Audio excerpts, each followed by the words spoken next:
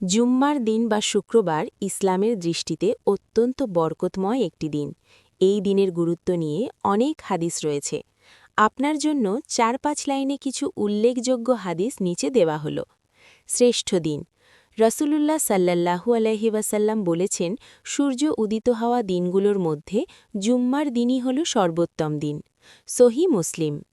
গুনাহ মাফ। যেই ব্যক্তি জুম্মার দিনে উত্তমরূপে গোসল ও পবিত্রতা অর্জন করে নামাজে যায়, তার ২ জুম্মার মধ্যবর্তী সময়ের গুনাহ মাফ করে দেওয়া হয়। সহিহ বুখারী। দোয়া কবুলের সময়। এই দিনে এমন একটি মুহূর্ত আছে যখন কোনো মুসলিম বান্দা আল্লাহর কাছে যা চায়, আল্লাহ তাকে তাই দান করেন। সহিহ বুখারী। দরুদ পাঠের গুরুত্ব। নবীজি সাল্লাল্লাহু আলাইহি ওয়াসাল্লাম বলেছেন, তোমরা জুম্মার দিনে আমার উপর বেশি বেশি দরুদ পাঠ করো, কারণ তোমাদের এই দরুদ আমার কাছে পেশ করা হয়। আবু দাউদ। সূরা কাহাফ। যে ব্যক্তি জুম্মার দিন সূরা কাহাফ তেলাওয়াত করবে, তার জন্য এক জুম্মা থেকে অন্য জুম্মা পর্যন্ত নূর অর্থাৎ আলো চমকাতে থাকবে। বাইহাকি।